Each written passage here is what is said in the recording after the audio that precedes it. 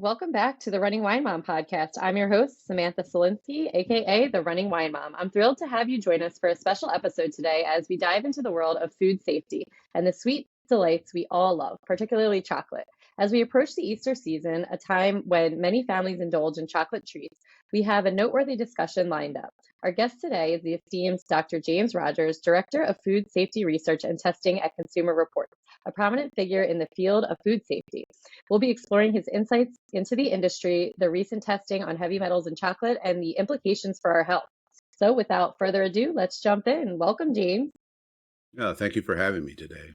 Yes, thank you so much for coming on. I am so excited to learn about all that you have to teach us.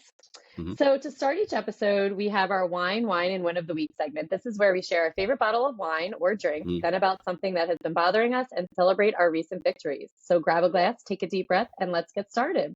So what is your wine or WINE or drink of the week? So I don't drink. So my favorite drink is usually an Arnold Palmer made with unsweet tea and real lemonade.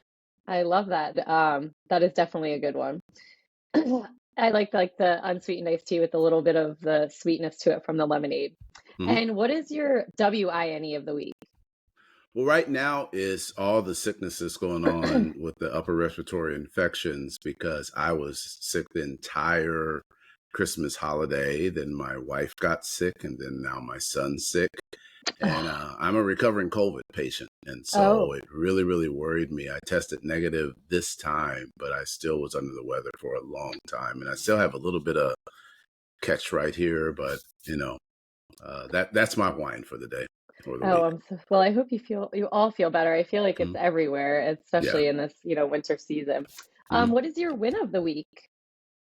Well, I guess it's this story.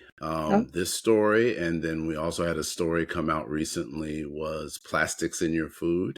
And so I've just been doing a number of interviews, podcasts like yours, trying to educate consumers about these different aspects of food safety. And so I'm very happy that consumers seem to be liking what we put out as an organization and are interested in learning more about it. Additionally, with people like you within the podcast world, the news world, et cetera. So it's a win-win for my team and I and for the organization. Yeah, and it's so important. And I definitely do a lot of research like around food and what we're feeding. We have a 3-year-old and an 18-month-old. So feeding them, we're not perfect with like the organic or everything, but just being knowledgeable in what we should or shouldn't be feeding our children and what's out there is very important to me. Well, hopefully you have looked at our articles on baby food testing and the recommendations we've made. And so we try to help out in that area also. Yeah, that's definitely something that's since my oldest is only 3, but I feel as though like every 6 months there's like an article or something that will come out like, don't feed them this or don't feed them that. So to keep up on everything is a little scary, but also very important. So I always like to ask my guests, what is one struggle you've overcome leading to where you are, and what's one thing you're most proud of in your life? The struggle probably would be is really trying to figure out what I wanted to do. When I started out my education, even when I just started as an undergrad, my goal was to become an assistant professor at a historically Black college or university. I ended up getting my PhD from Michigan. I did some postdoctoral work, and then I was actually an assistant professor at a college, and it just didn't fit me. So if you look at my resume or my LinkedIn profile, you'll see I've wandered a little bit professionally, but I've had fun. I've enjoyed it. I've learned a lot, and I'm really enjoying myself at Consumer Reports, but it just took me a minute to figure out what I was supposed to do professionally in this world. But gladly it worked out for me. I love that you didn't stop and settle for anything. That's, I think, one of the most important things in life, to not get stagnant and keep moving and pushing yourself to be better and do better. Yeah, I'm a very curious person by nature. So. So this is the Running Wine Mom podcast. So we like to start off with some fitness. What is your favorite way to stay active? So I tend to rely on walking as much as I can, walking around my neighborhood, walking on the treadmill. walking any trails around here. And then I also do water aerobics. I'm a member of a gym that has an excellent warm therapy pool. And so I like to do that and then get in the whirlpool, get in the steam room, and then that tends to be my workout. Yeah, that's great. The pool that the gym that I belong Mhm. to, they're actually redoing the whole inside pool, and the therapy pool. So Mhm. they have an outdoor pool and they've Mhm. kept it heated for the whole Mhm. winter. And Okay. we had the opportunity they had a whole kids thing. So Mhm. last week in the freezing cold, we're out there in the 85-degree Mhm. water, which was just a fun experience. But they're still having outdoor classes even in the winter Mhm. here. Yeah, and I even tried pickleball for a little while, but it just didn't catch on. I mean, I'm a longtime tennis player, but I messed up my back, and so I had to drop tennis. And I said, okay, pickleball, but it just wasn't the same. Yeah, pickleball is huge. My brother is Hmm. very into pickleball, and I'm a Hmm. high school health and phys ed teacher, and that's something that we just bought pickleball ball sets to start to teach Hmm. the kids for the spring, which I'm excited for. Hmm. So how do you stay motivated to maintain your fitness routine? Well, I have, and we may talk about this later. I have 5 kids, and I expect to have grandkids at some point.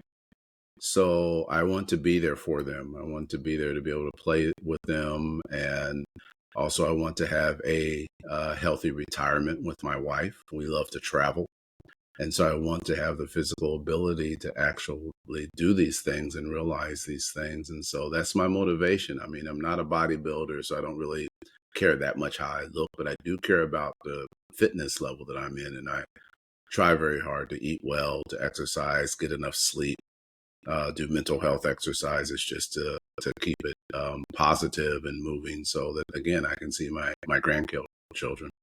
And that is so important. And as having two young kids, my parents are so actively involved with Hmm. with their grandkids, and that's something that they talk about all the time. They're so happy and proud of themselves for being able to keep themselves in shape all those years so that Hmm. they can play with the kids as much as they do, and they are very active with them.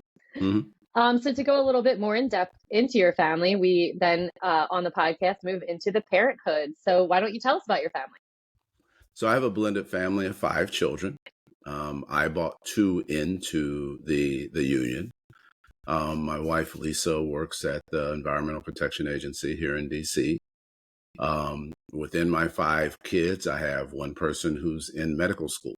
Wow, I that's have awesome. one person who's a fundraiser for a major nonprofit in New York City. I have one who's a cook, and we're trying to get to go to culinary school. I have one who is about to graduate from college in information science. And then I have one who is works on the support staff of a major law firm in DC. And so I just feel so lucky and blessed that everyone's doing so well. Yeah, definitely not And successful. yeah, and out of That's 5 awesome. kids so My gosh. far, everybody's Yeah. been doing very, very well. So I'm very, very happy about that and feel blessed about that. What a So, great that's awesome. That's mhm, such a great a testament to your parenting as well to have mhm, successful kids. I'm sure it's such a great um ending to because you mhm. don't know, when you're raising them, hopefully you're You doing sure do everything not right. know. You do But not know. Right. but now you did a lot right. Mhm. So what do you think your parenting style is?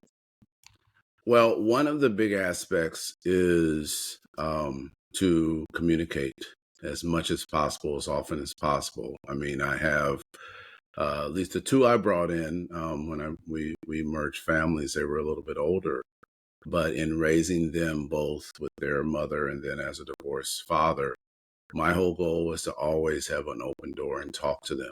And so I say, talk, talk, talk. And so they know that if ever they need to talk to me, I'm available. I'll put down the controller, turn off the TV, whatever. We talk in the car, we talk on trips. And I only had 2 rules. Number one, I will not share a secret that I have with someone else if they ask me to hold the confidence. And number two, I will not share anything intimate about, my relations with their mom or my present wife.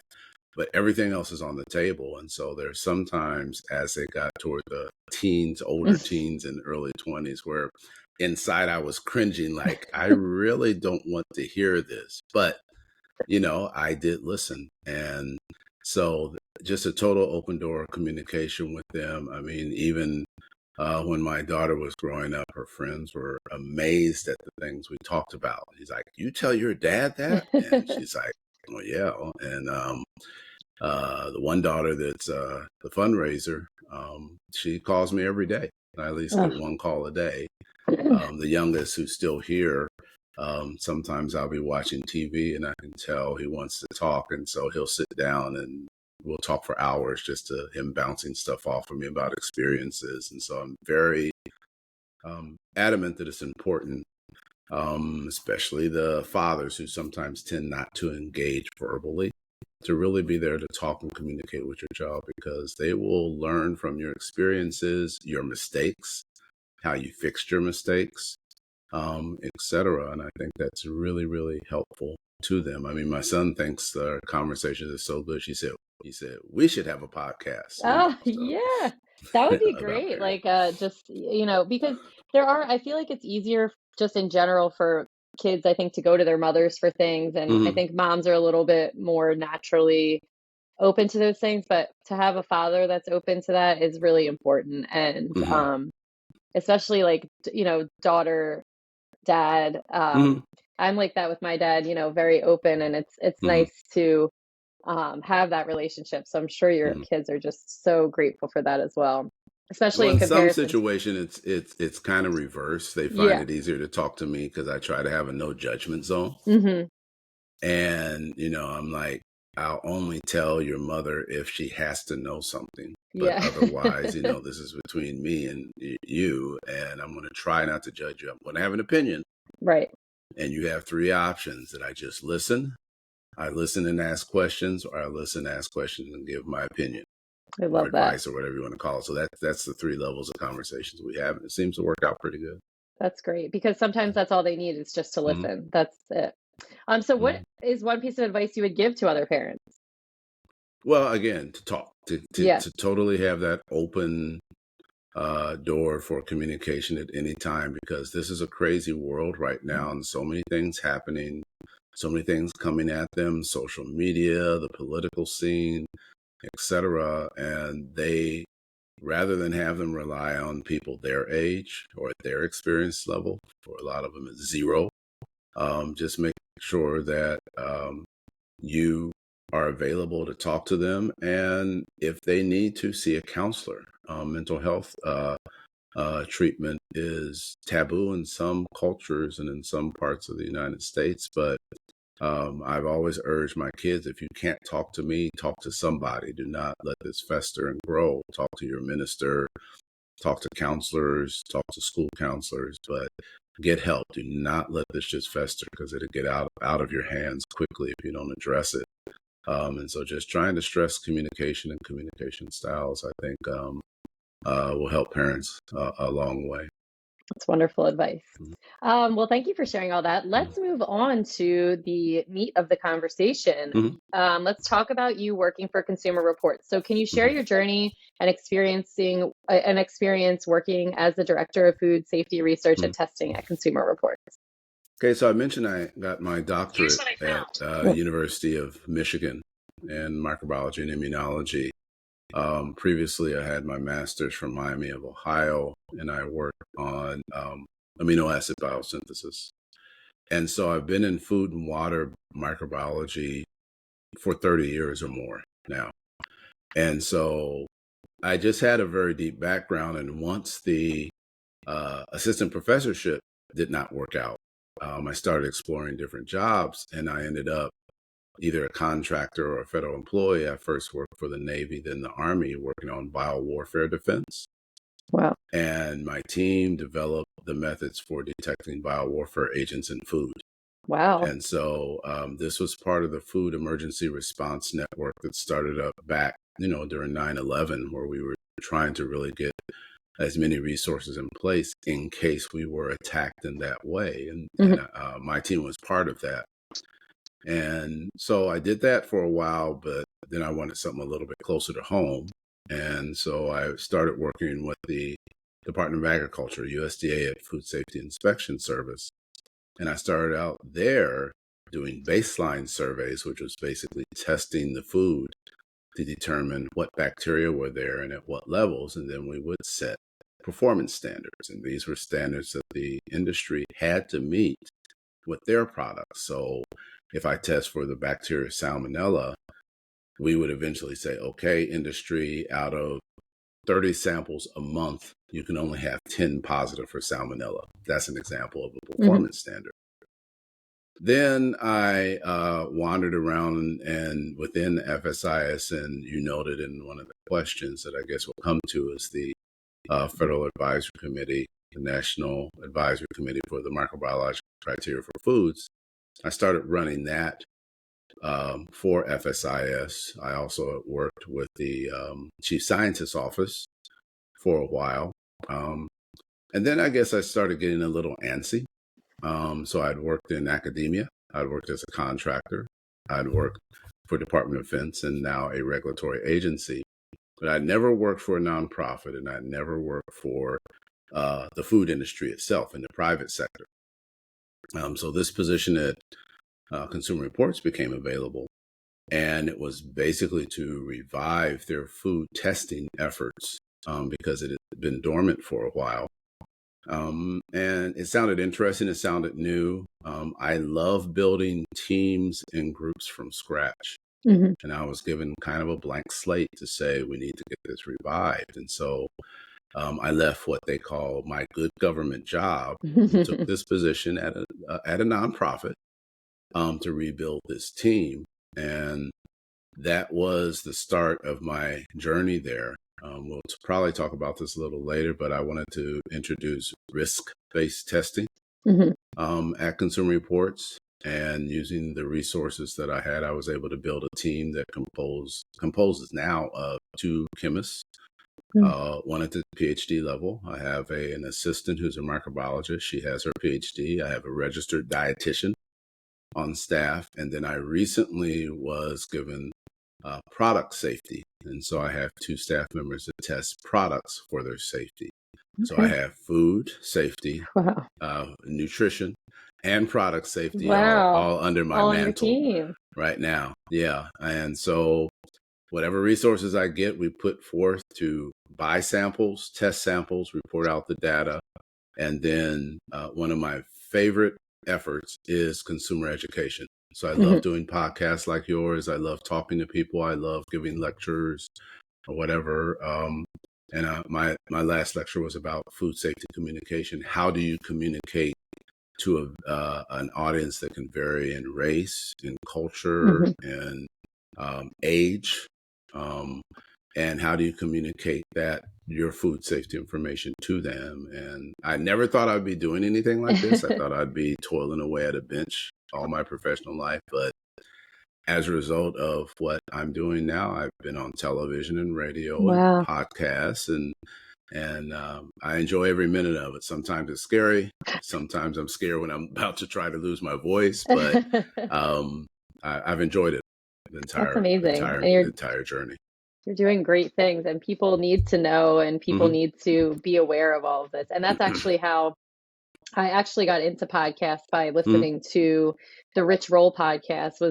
When I was training for my for the New York City Marathon, I would listen to his podcast all the time, and he really got me into like all of the information, because he kind of goes like way more in depth than anything that I had listened to before Hmm. with his guests, and it just opened my eyes so much. And stuff like this, exactly what you're doing for Consumer Reports, is just along those same levels. So Hmm. I feel really honored to be able to put a podcast like this out. Hmm. So thank you. Yes. Hmm. So in your role at Consumer Reports, what are the key challenges you face when it comes to ensuring food safety for consumers? Well, the main one, as I mentioned, is that we're a nonprofit. Yeah. And so the organization does not accept advertising on the Hmm. website or in the magazine. And so we rely on the generosity of consumers to members, fundraising, grants, etc., to fund our food safety testing. And so that means that the number of projects that I can do and the size of projects I can do is totally dependent on my resources. Hmm. I have a great team, and sometimes I get frustrated because I'd love to be doing more. I was speaking to a podcaster before because we have tested baby food on a kind of a every 4 or 5 year rhythm. And I said, I would love to do that more. I said, I would love to do it yearly. Hmm. I would love to have a baby monitoring program to see the levels of heavy metals in baby food, just to make sure that mothers, children's fathers are knowing what the safer products are out there. But I just don't have the Yeah. resources to do that.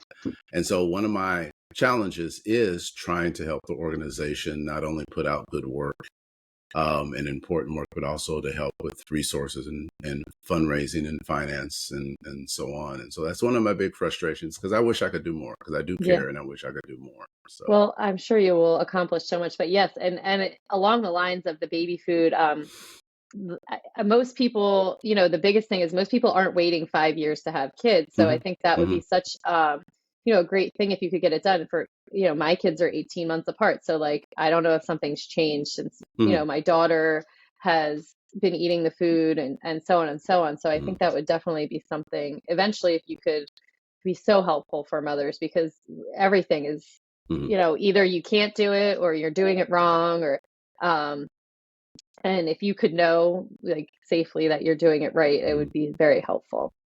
Plus, the food space is very dynamic. It Hmm. changes. Hmm. For example, we tested baby food for heavy metals, and we reported the brands that had the most heavy metals, especially lead and arsenic.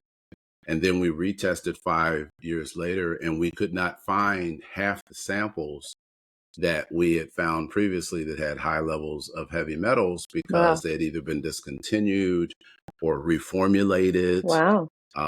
etc. And so it is a That's great. dynamic space, and it's always changing. And Hmm. so what we find, and we always say this is a snapshot into this particular group of foods, Hmm. because we do know that, number one, we couldn't test everything. We tend to test the top 5 to 10 brands based on sales. And number two, we know it's dynamic. So even sometimes if we take too long to report Hmm. what we actually tested, and then if we ask the question, is it still on the market 7, 8 months later? Sometimes it's not even on the market anymore, or it's been Wow. reformulated, or it's be repackaged. Yeah. And so it gets frustrating to try to keep as much information out there. Now, one thing is that there are other groups that test the same things that we test. So maybe we're testing in 2023. Hmm. Maybe someone else will test in 2024. So one of the challenges consumers have is knowing where to get the right data that they can trust and understand, but also realizing that you may have to go to multiple Multiple places to grab sources. this data and then do the analysis. And then what we say is then use that to make your shopping list, Mm. right? Hmm. And so that's probably one of the more frustrating things in my job, along with the other, normal day-to-day Hmm. stuff. So, Yeah, it's so interesting to hear the behind the scenes of it all too. Because again, mhm, we just see the headline and mhm, and to know all the stuff that goes behind it is very important. mhm, So you just talked a little bit about the testing and evaluation. mhm, What do you think sets it apart, though, in terms of consumer advocacy, like for consumer reports? How do you set it apart? mhm. The selection process. You said you take like the top 10, but and the testing efforts based on risk. What do you think that whole process is like Mhm. in regards to kind of setting it apart from other researching facilities? Well, maybe it'll help if I walk you through the process real Yeah, quick, and then I'll sure. tell you what we do at the end. So, like I said, we do risk-based testing. So what we do is we go out there and we look at the literature, we look at illness data, and we ask the question, what are the food contamination combinations that are Hmm. making people sick? Sometimes they kill people. But what is the literature telling us about what's out there that's bad for consumers? We also talk to our laboratories that we use for testing. We consider them partners, and Hmm. we'll ask them, what are you seeing come through the door that may not be above a certain threshold where the regulatory agencies are starting to get concerned, but that you're seeing a certain food being contaminated with a certain contaminant. And should we test it? Because we usually have a much bigger audience than a food testing lab. Right. And so what we do is at the beginning of the fiscal year, we all sit down at a table, and that includes myself, our advocacy partner, Brian Ronholm, and his staff. In fact, he was on that Netflix special you may have seen. The twins one? The poison one. Oh, okay. About food safety. Okay. We sit down with our content staff who will write these articles. We sit down with our social media staff who will be, and we say, okay, this is what we think. This is what we are concerned about. This is what the data is saying. This is what the literature is saying. And then I call it a WWE cage match because I have X number of dollars. I can do Y number of projects. So who gets the slot, right? Right. And you justify us testing, we'll test. Okay. Now, what we've recently also introduced is smaller tests, like 5 to 10 samples. We consider a large test above 50. Okay. So a smaller test that's faster. Then once we select the products, we go to our market analysts and we say, tell us, okay, let's say I wanted to test dog food, beef dog food. I'll go to my market analyst and I'll say, okay, tell us the top 10 dog food products and give me all the marketing information, all the background information. And then what we'll do is actually go shopping. And so we send out secret shoppers and we buy them at retail. We buy it online, et cetera. And we take all those products, we write everything down off the label, and then we send it out to a testing lab for testing. And then we get the data and we analyze it. And then we'll say, for instance, if we wanted to test dog food for vitamin K levels, because that's supposed to be important, which of the dog foods had high, low, or medium, or the right amount of vitamin K, and then we'll write it up and we'll publish the story. Then Brian Ronholm and his advocacy team will take that, and if they think a federal regulatory agency such as the FDA that regulates dog food should do something about dog food, he'll talk to them, petition them, we'll meet with them and urge them to do that. We have a group at Consumer Reports that will do campaigns, advocacy campaigns, and write petitions and so on and so forth. We'll publish the article online, maybe in the magazine. We'll have the social media crew hit TikTok and Instagram and Facebook with this data and this information, and along the way urge consumers that if you're concerned about this, write your congressperson, write the company, vote with your dollars, sign our petitions. And so I think that whole farm to fork, if you want to call it that, but grocery store to fork process is unique and different because as far as I know, there are not a lot of consumer groups that test as much as we do. Okay. Now there are some, and we consider them partners in this effort that do, but not as much as we do. I try to get about 3 to 4 major projects done a year, and then about 5 to 7 of those smaller projects done. On the nutrition side, my nutritionist, I only have one. I don't have a lot of people. So her capacity is usually 2 or 3 larger projects and a few smaller projects. And that's kind of our flow of projects. And so, again, I think what makes us unique is that we test more and we try to connect it directly to an advocacy campaign and publications on the web and our magazine, which is Legacy, depending on the story, to get that information out there. I hope that answers the question. No, that's really informative because that is something that, again, we don't really know. Again, you see this like headline and you're like, did they just test like one thing? Do they test a million things? But knowing, the background of it is great. So you did mention farm to table. So can you elaborate on the significance of the National Advisory Committee on Microbiological Criteria of Food? We call it NACMF. NACMF. Okay. Okay. Yeah. What is the role for ensuring the food safety from farm to table? So this Federal Advisory Committee was part of the whole Federal Advisory Committee system that was set up by our federal government in order to put together groups of experts in their area to advise various federal agencies on their policies, on their procedures, on their efforts, etc.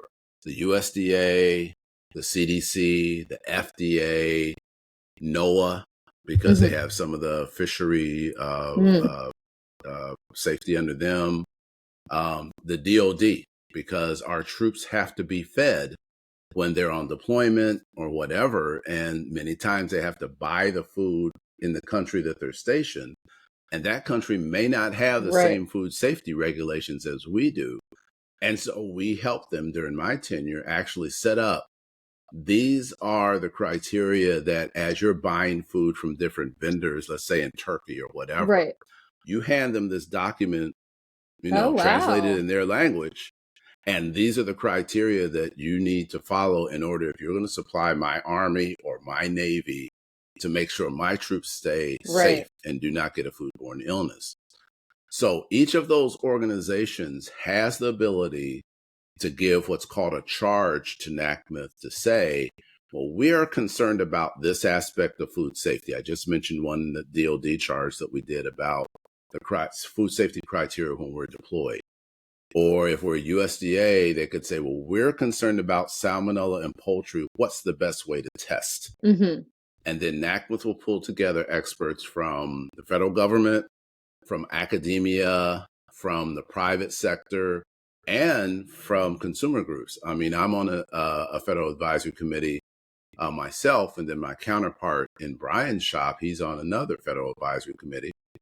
And we all come together, they present the charge to us, and then we all go into our little groups and we start working on the charge, and we publish a paper and hand the document to that federal agency that wanted this to be worked on. And what's unique is that NACMF made sure that it had representation from all of those groups, Wow.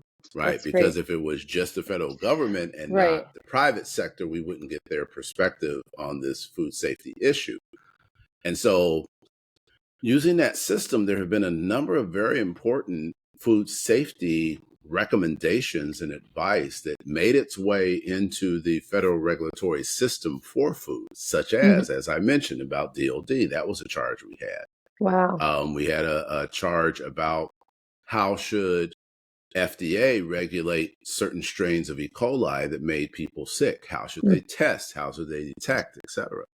And so NACMF every year or two, probably usually on a 2-year, they'll have a new set of charges. They'll work on it. They'll deliver the document. Then it's up to that federal agency that asked for it to implement the recommendations of NACMF. And so that's why that was so unique. But I think Wow. also it was very important that these federal agencies involved in food, because there's like 16 different federal agencies that Right. work on Yeah. food There's a safety lot. departments and stuff, but that they can go to NACMF and actually get this advice, which I thought was very important. And I really enjoyed my time just sitting in a room of world-class experts, hearing them Yeah. debate different points. And so my perspective was to hold all that stuff together, to recruit the committee members, fly them into wherever we were going to meet, make sure they had everything they needed, and then kind of shepherd that document through, the different groups and finally present that document. And it ended up also being published as a peer-reviewed journal paper to that federal agency so they could then utilize the advice that was contained inside. Wow. That Yeah.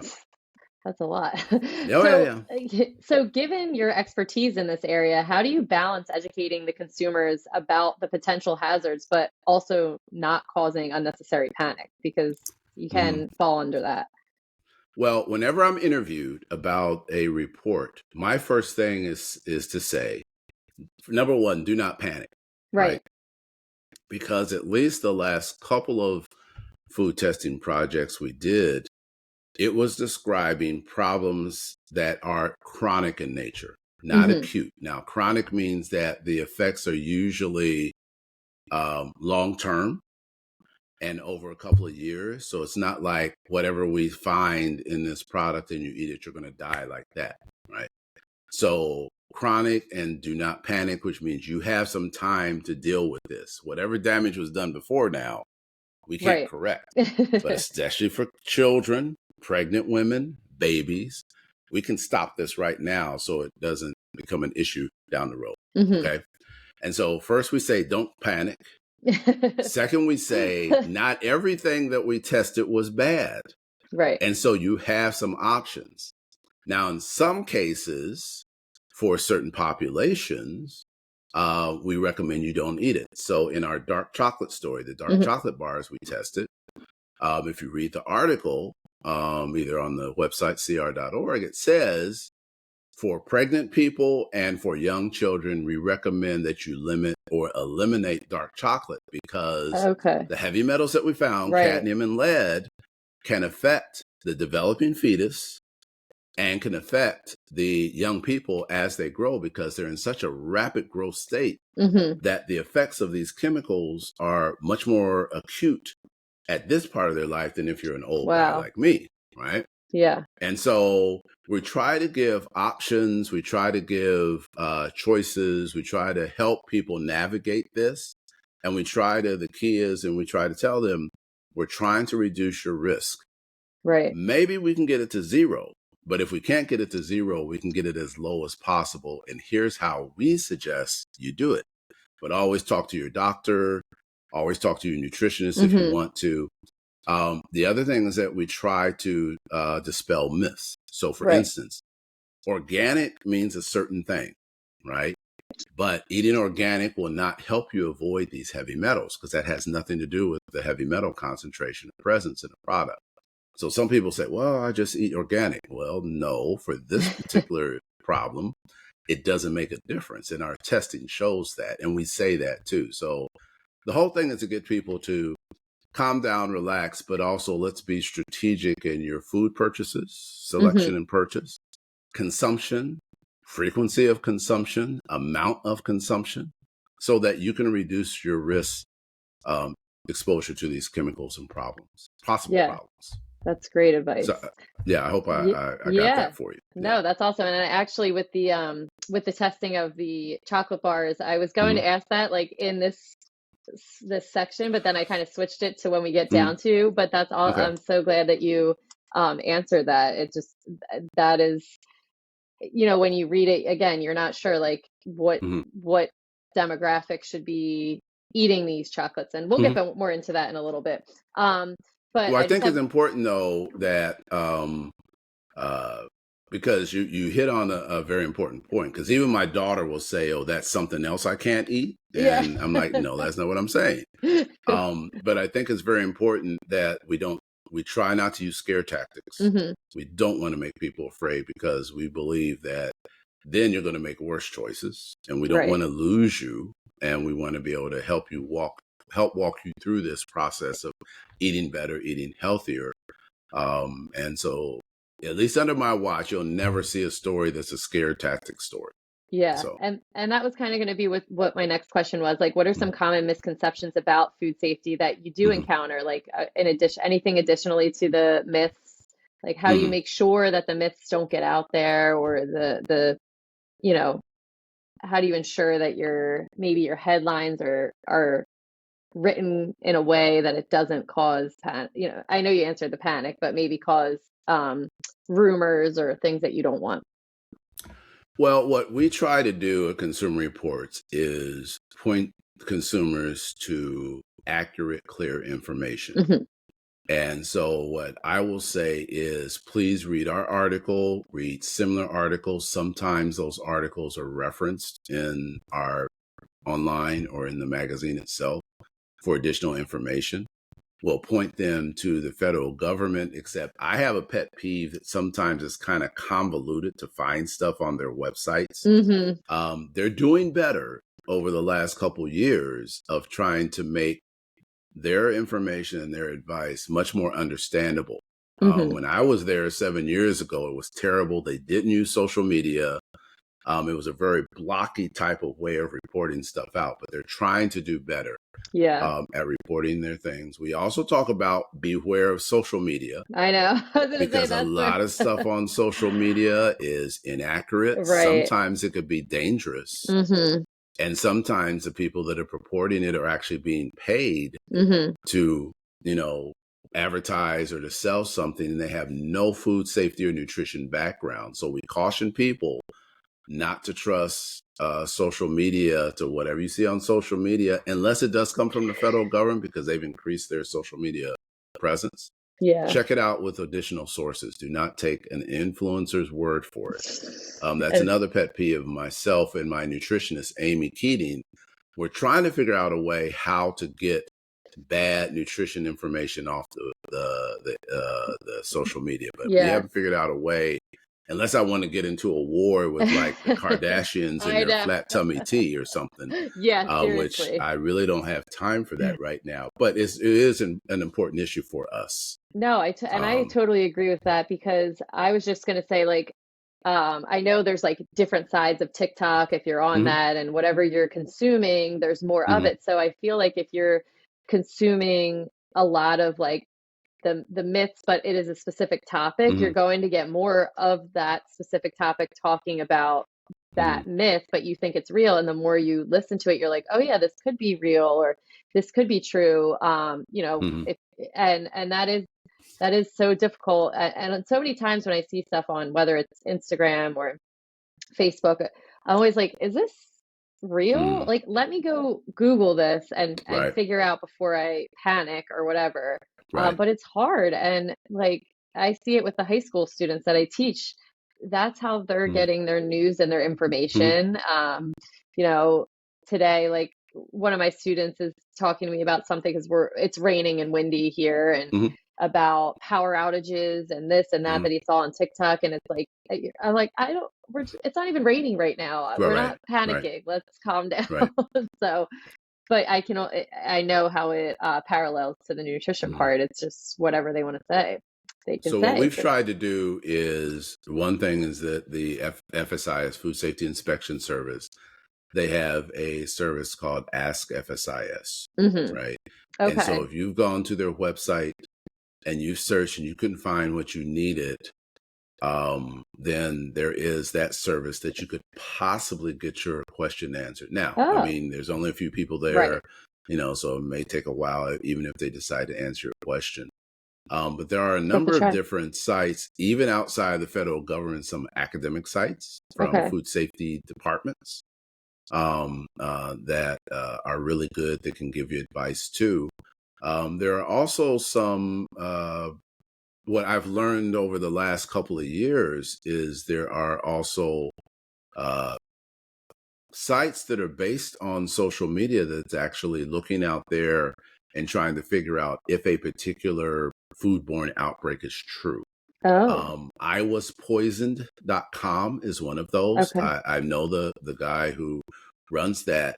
And what he does is someone could say, okay, I ate a hamburger at McDonald's on 3rd Street and now I have diarrhea. And so if you put that out there in the wrong place, then all of a sudden people may be upset with that hmm McDonald's. But his idea is there has to be a number of reports of illnesses from that restaurant before we should be concerned about it. So let me try to gather this up, give it a score, and then I can send it out to my subscribers Right. to see, is there something to this claim? That's And smart. so that's some of the things I've been watching to try to be a little bit more ahead and predictive, but also to in my mind, have the potential to push down this, excitability part of Right. the social media. Just because I report something happened to me doesn't necessarily mean it's true. Because, as you know, there's some people that may just have an issue with McDonald's and want to hurt Yeah. them economically and just put out all this false Right. reporting. But if you can find tools and use tools that can kind of aggregate this data and then make a judgment or a call whether it's real, I think it helps. I think it helps. But Yeah. like I said to you, we try to say do not panic, use our sources, use other sources, but also consider federal government websites. They're here to help. We pay for them with our taxes, so we should use. Yeah.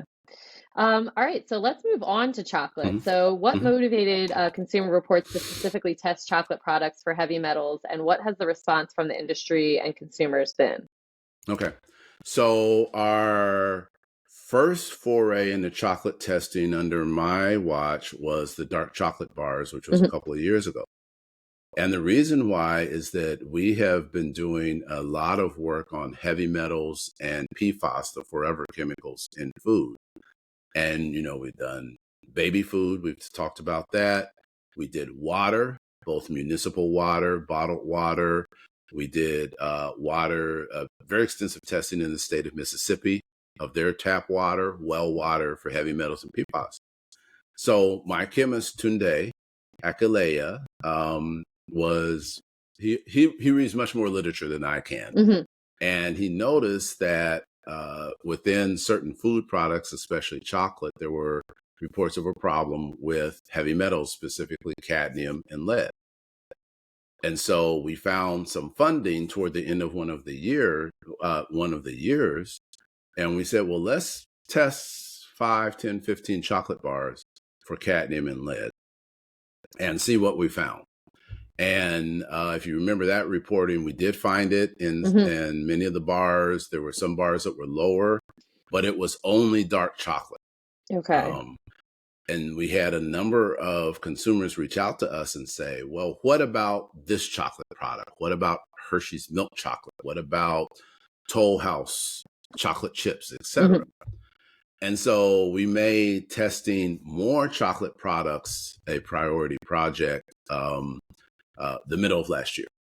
And so we did the same thing. So we looked at cocoa powder used for baking. We looked Mm-hmm. at chocolate chips for chocolate chip cookies, milk chocolate bars instead of dark chocolate bars, brownie mixes, cake mixes, hot chocolate. But we did pull an additional set of dark chocolate bars into the testing so that we could flesh out the number of chocolate bars we totally tested. We included Hershey's, Ghirardelli, Nestle's, and then we shop, as I mentioned, we shop for the top brands and the numbers across the country. Right. Costco's, Trader Joe's, Target, Whole Foods, Walmart, and then we brought them in. We wrote everything down about them. Then we sent them out to our lab to test. And the motivation basically was because consumers wanted us to. Hmm. And so what we try to do is respond to consumers when we can. And this was something that they were very interested in. Plus, it was right before Halloween. Hmm. It was right before Christmas. And so there was a heightened interest. The other thing, and this is a little bit, selfish on our part, the dark chocolate bar story was one of the largest stories that we ever had in Wow. testing food. And so, another thought in my mind was, well, does lightning strike twice? Right. And this was a really good story too. And then I mentioned a number of the things that we also knew that there were certain specialty chocolate makers. So we Hmm. tested products from Navitas and Drost. Okay. And so that was the motivation. And I could talk about the results if you want me to, Yeah, but if you want to talk yeah, about the results first, and then we can go a little bit yeah. into some of the other stuff. So all 1/3 of the products tested had worrisome levels, and we say worrisome levels because our federal government has not set levels for these heavy metals. So we had to use a standard that was generated out of California called the MADL, maximum allowable dose level, and we set a threshold based on the literature, safety literature, health literature as to what should the cutoff be for these heavy metals. Hmm. Some of the products are more than twice as high as Wow. that cutoff, right? Now, in general, the most concerning heavy metals were cadmium and lead, and I can talk about them in a minute.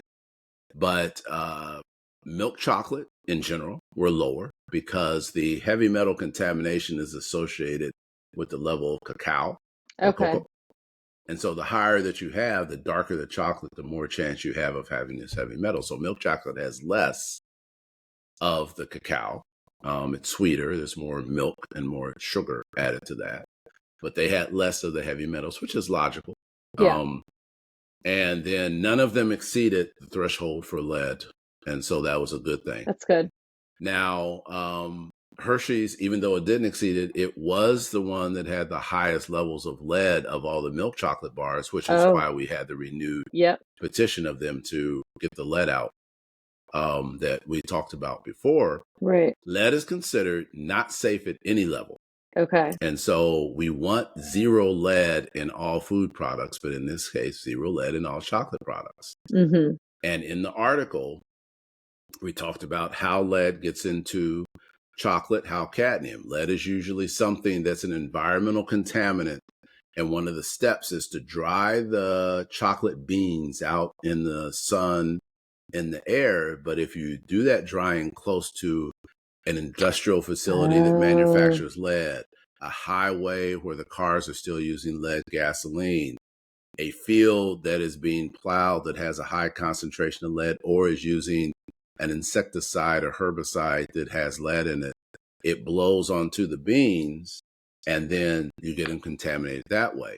Cadmium, on the other hand, is a heavy metal that usually is in the soil. And so when you're growing your chocolate trees where the soil is contaminated with the cadmium, it draws it up through the roots, goes through the tree, and then gets into the chocolate pods. Mm-hmm. And that's how you get cadmium into chocolate. Okay. And so our calls have been for the manufacturers to realize this, process your chocolate seeds away from industrial or lead contaminated areas. Find places to grow your chocolate trees that don't have cadmium in the soil and, grow them somewhere else. Test the incoming chocolate beans that are coming into your manufacturing plant and make sure you're not bringing in the chocolate seeds from highly contaminated areas. And then test your product as it goes out and prevent that product from going out that's high in lead too. One of the issues that we found in investigating the story is that a lot of times chocolate makers will blend seeds from different sources. And so it's kind of hard at the end to determine where that came from. So that's why we said, test every lot, right. And get rid of that lot that's high in cadmium or lead and only use the lots that are lower. And so we have had a number of conversations with chocolate manufacturers. Sometimes they say they're doing the best that they can. Sometimes they say, well, they meet a regulatory limit, but there isn't a regulatory limit. So they'll say, well, we meet a safe limit. Okay, well, there's no safe level of lead. And so it's kind of a back and forth that goes on. And so that's why Brian Ronholm and his advocacy folks start knocking on the doors of the FDA, which regulates chocolate, and says, you need to do something about this heavy metal contamination in foods, in chocolate in this case, because, this shouldn't be here and we're not getting any traction or fast enough traction with manufacturers of these products. And so that's kind of the efforts of why we try to address this. So let's go on to, as we are approaching the Easter season, the Easter Bunny brings chocolates to everyone. And as you're talking, I'm thinking, oh my gosh, my daughter loves, Hershey Kisses. That's like one of her treats. And I'm thinking, how much lead have I given her already? Oh, gosh. But, with Easter around the corner, many families, they'll be indulging in chocolate. How can consumers make informed choices about their chocolate products, considering, the potential health risks associated with heavy metals?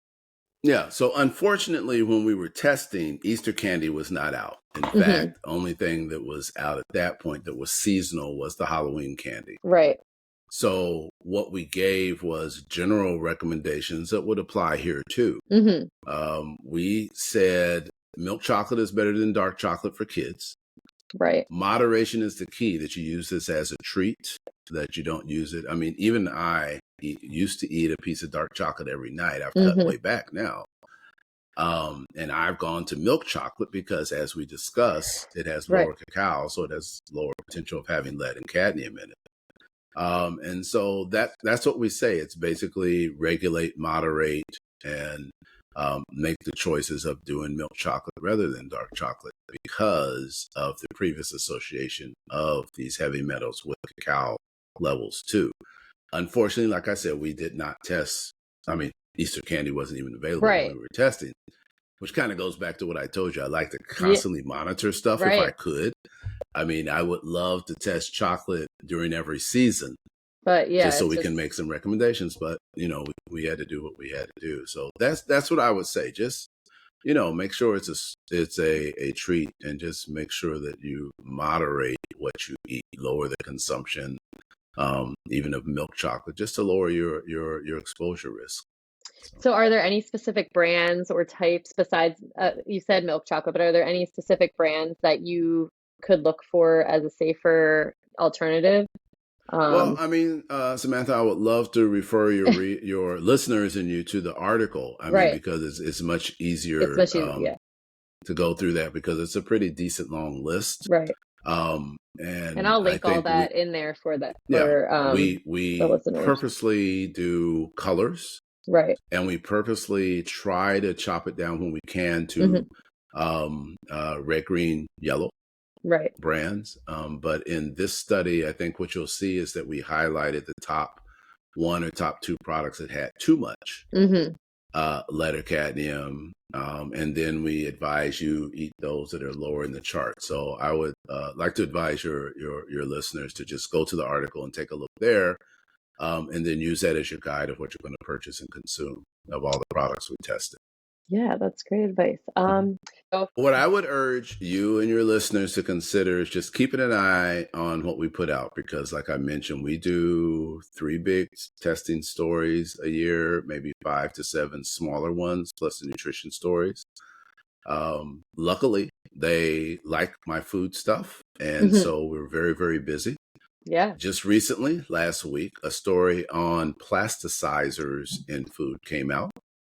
And it talks about 2 chemical groups that are used to manufacture plastic getting into our food that have been associated with a number of problems. They're considered endocrine disruptors, which modulates your hormones such as estrogen, Right. and have been associated with obesity and some certain cancers, cardiovascular issues, infertility, reproductive problems, etc. And so I would suggest that your listeners take a look at those articles. There'll be something, I can't say it yet because we haven't finished it. Yeah. There's going to be something I think is very exciting later on in the year.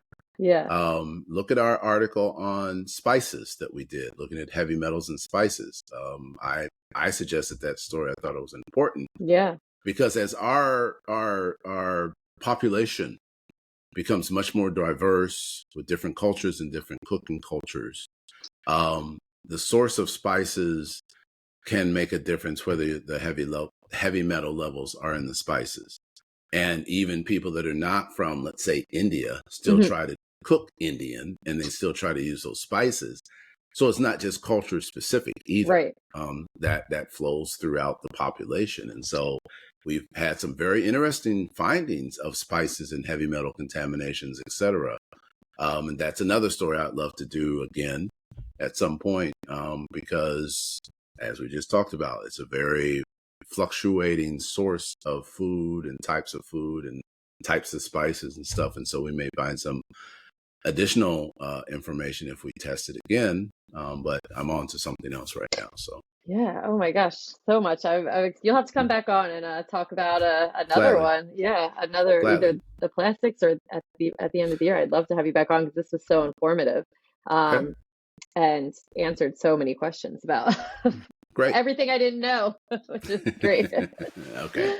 So I think we're going to end it there. That's going to bring us to the end of another episode of the Running Wine Mom. As we wrap this episode, wrap this episode up, I'd like to express our gratitude to Dr. Rogers for sharing his expertise and shedding light on the crucial aspects of food safety, particularly in the realm of chocolate consumption. Remember, our choices matter, and being informed consumers allows us to enjoy our favorite treats while prioritizing our health. And as always, if you enjoyed this episode, please consider subscribing, leaving a review, and sharing it. You can follow me on Instagram at @therunningwinemom_. And Dr. Rogers, can you tell everyone where they can find you at? So I work for Consumer Reports. And all of our information are on cr.org. And if you want to contact me, my contact information is on our website. I'm one of the, I guess they call it staff experts in food safety. And so you can find me there. Yeah, and I'll Or link, on LinkedIn. I'm on there too. and I will link all that in the show notes as well. So thank you for joining us today. Remember, you are strong, you are capable, and you are all amazing. Until next time, keep running, keep sipping, and keep enjoying the joys of parenthood. Cheers, and I will be back next Tuesday. Yeah. If so. Bye-bye.